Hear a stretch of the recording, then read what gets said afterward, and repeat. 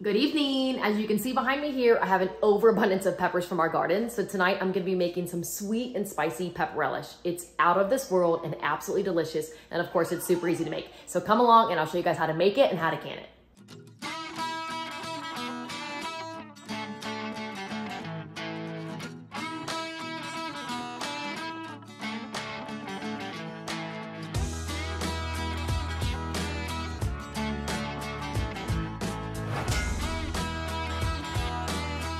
As always, here's your recipe. So if you've canned before, go ahead and screenshot this and make it. Otherwise, if you follow along, I'll show you how. Now, for this pepper relish, you can use whatever kind of peppers you want for it. If you want it to be really spicy, then use spicy peppers. If you don't want it to be spicy at all, then just use bells and bananas. I like a mixture of the two. So today I'm going to be using a bunch of banana peppers, bell peppers, and jalapeno peppers. Now, in my opinion, the perfect mixture is of the 6 cups of peppers, you make sure that 6 jalapenos get in there. Now, I've been canning all day, so I've already got my stuff out, but to get ready, you're just gonna get all your supplies out, and then you're going to wash all of your peppers, which I've already done, and then we're just gonna dice them up and the onion and put them into our skillet. Now, when you're chopping this up, you can do it however you want. You can leave it in big chunks, or you can dice it up real small. My husband likes it more like traditional relish, which is in really small chunks, so that's why I usually do it this way. And then I usually put it into one of these bowls so that I can measure it before I dump it into my pan. And this is honestly the longest part of the process. For me to cut up all of the peppers that you see here, it took about 40 minutes.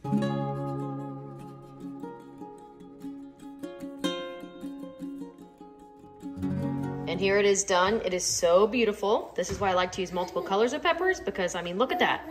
It looks amazing. What are you doing? Yeah.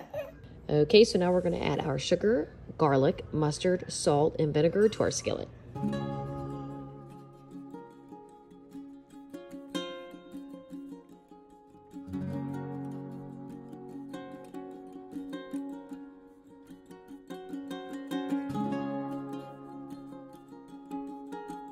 Now I got the burner on. We're gonna bring this to a boil and let it simmer for 20 to 30 minutes. I prefer to let it simmer for 20 minutes because I like there to be liquid left over. But if you want it to be thicker with no juices, then just boil it longer. While we're waiting for that to be done, we'll go ahead and start heating up our water here. We need to bring our big stock pot of water to a boil so that we can water bath. If you're not planning on canning and preserving this recipe, you can skip this step. And then over here, we need to sterilize our jars. I've already got my jars in here. Usually this recipe yields 3 pint-sized jars, which are the smaller ones in the front. But I did throw some extra peppers in here this time, so I might actually get 4. Anyway, so we're gonna close that, heat it to 200, and cook those for 10 minutes, and that'll sterilize them. It's just starting to boil here, and as a tip, if you look at this, the liquid pretty much comes up to the top of the peppers. So if you're making extra and just throwing extra peppers in there, that's kind of how much liquid you want to have in it. Okay, here we are. It's been 20 minutes. Looks fantastic. It's thickened up a lot. Now I'm gonna get our jars out and we're gonna pack them.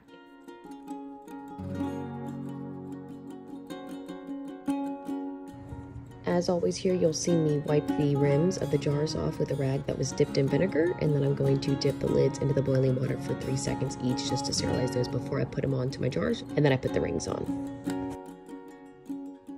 Okay, they're in there, so we're gonna let them water bath for 10 minutes, and then they're done. I had just a bite left in the pan here that I'm gonna try. Oh my gosh. It's so good. It's spicy, but yet at the same time, it's really sweet. Perfect. It's done, and I've started pulling them out. Look at how pretty this is. It's beautiful with all the colors in there.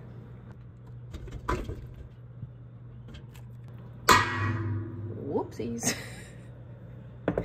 That could have been bad.